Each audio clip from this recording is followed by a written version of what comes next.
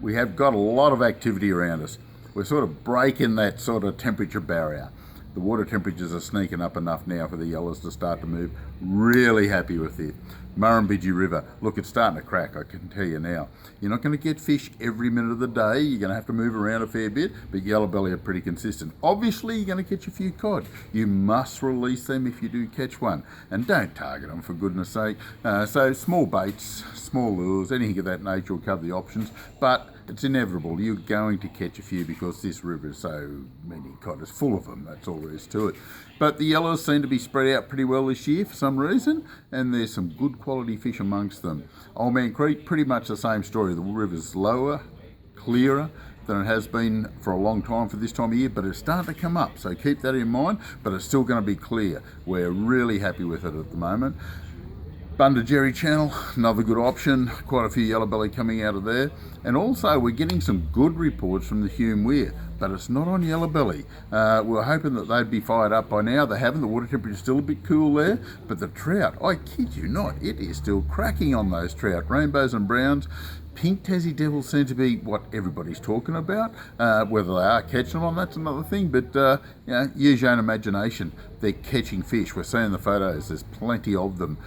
Browns, rainbows, and some good sizes. In the main basin seems to be the hot area down there, but doesn't really matter that much. They spread out pretty well. All the streams in Vic, very, very good.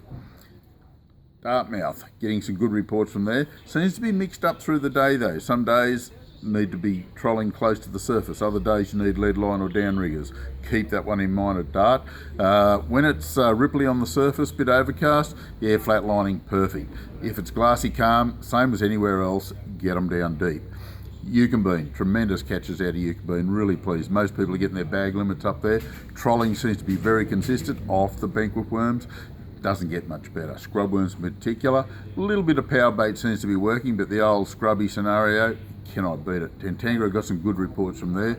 By the reports I'm getting in, the back road to Tentangara will be open, so it looks pretty promising.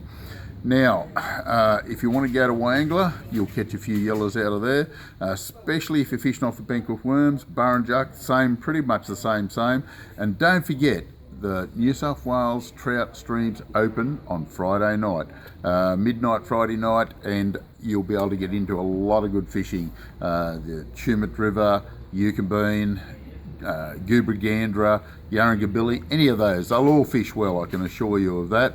Tumut River's going to be high, but you will be able to catch trout out of it. You're just going to have to struggle a little bit there if you don't know how to fish it when it's high, but it should be really good.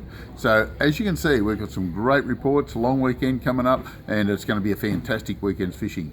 This is Compleat Angler's Fishing Report for this week. We'll catch you next week.